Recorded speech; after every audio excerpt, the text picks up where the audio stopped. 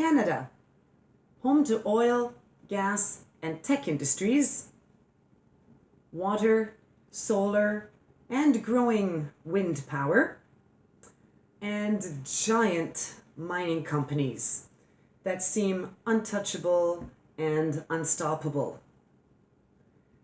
Question: wherever Canadian mining companies go in the world, A, mining jobs will be stable and well paid. B, whole villages and some cemeteries will need to be moved and or dug up. Or C, the environment is always the number one concern. Well, we'll get to the answer in a bit. I'm Deanna Zed, and this is Canada and Canadian shit. That rhymes. Okay, get back to being serious. Now, since the June 2009 coup d'etat in Honduras, the country has become the most dangerous place if you want to defend water, land, health, and ways of life. Hundreds of activists, journalists, and lawyers have been killed voicing their concerns over these environmental abuses. Unfortunately, famously, the indigenous leader Berta Cáceres, who protested against the project of a dam being built. Well, she was assassinated March 3rd, 2016. Now, there are so many companies all over the world. It's like impossible to treat every single one of them. So I'm going to speak about one, and we can think of that as a general example as to what's going on just everywhere. So Vancouver-based Gold Corp, according to Rabble, in the San Martin gold and silver open pit mine in Val de Siria, was using a cyanide mixture. And cyanide, they use that to extract the gold from the ore in the rock. So this cyanide mixture was being sprayed 24 hours a day in the open and at heights of about 6 meters, which is 19 feet. And every 12 hours, 250,000 gallons, which is over 946,000 liters of water was used in the process. The result? Streams dried up, crops were contaminated, livestock died, and the people dependent on sustainable farming were poisoned and or displaced. Local protests were met with threats and violence. And all this for 250 jobs over an 8-year period. The mine is now closed. It was in operation from 2000 until 2008. All that for 250 jobs. Only 100 of those jobs being local jobs. And $250 million in taxes, which, by the way, never trickled down. But cyanide poisoning trickles down, i.e. Seeping through the ground into the aquifers, or with the rainwater as it leads into streams and rivers and lakes. So cyanide poisoning trickles down, leading to heart, brain, and nerve damage. Now, to go really quickly on the Canadian website, because in 2013, Canada backed the January 23rd General Mining Law. It was developed with technical assistance paid for with Canadian Overseas Development Aid. Now, what they say here in their grand title, Oh, well, it's their Agreement on Environmental Cooperation between Canada and the Republic of Honduras. Okay, that's their official title on the Canadian government's webpage. And the first title is Plain Language Summary. Well, thank you for that. It's a summary in plain language. That way, idiots like me on the internet who are trying to, look into this can read this in plain language. So, thank you.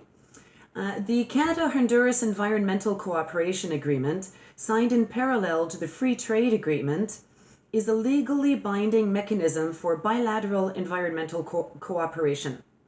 The agreement requires both countries to encourage high levels of domestic environmental protection. Cooperative actives allow for policy dialogue and information exchange, which strengthens environmental protection in both countries. The implementation of the Canada-Honduras Environment Agreement is overseen by a committee on the environment composed of officials from Environment and Climate Change Canada and Honduras's Secretariat of Natural Resources and Environment. Their objective. This agreement commits both countries to encourage high levels of domestic environmental protection, to foster good environmental governance, and to promote transparency and public participation. Maybe they're not talking about protests, though. What other kind of public participation? Public, maybe if you're rich and have money to put into it, but it seems to me like the public is getting their heads bashed in. It also creates a framework for undertaking environmental cooperative activities. Okay. Well, now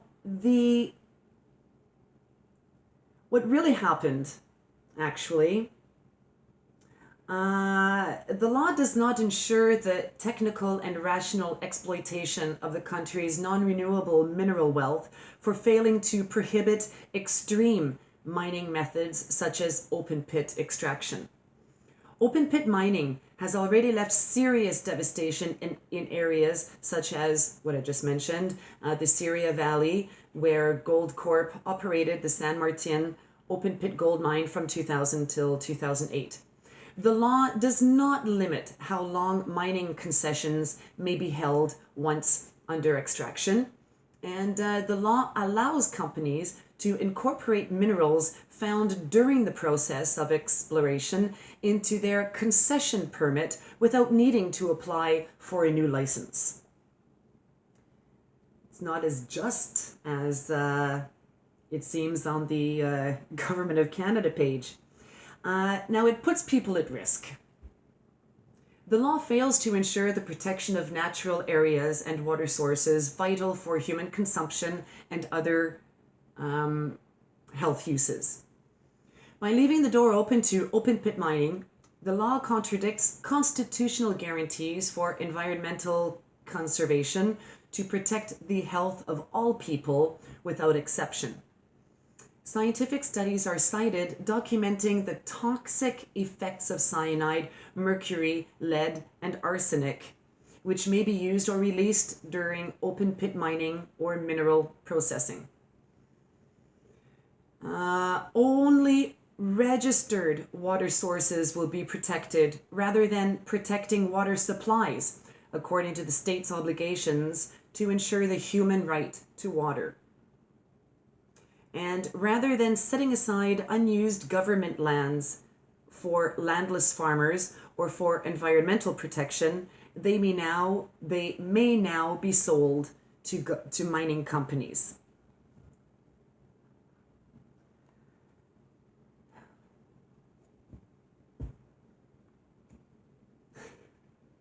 If you don't do the research yourself, if you're not asking yourself questions and researching it on the internet, then you're being lied to.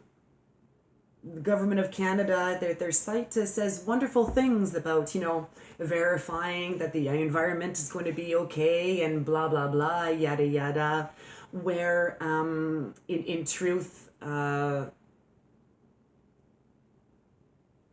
it's the total opposite. Now, Canadians may choose to believe corporate government messaging about perceived benefits of mysteriously secret trade deals, aka investor rights, and how being competitive in the global market is code for busting unions. But if we read between the lines and understand the complicated lingo, we'll see that these trade deals are self-devouring. They are a self-devouring economic model that is devouring peoples and the planet as well.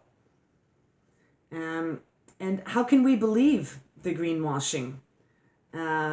Because it's done by funding of the WWF by CIDA.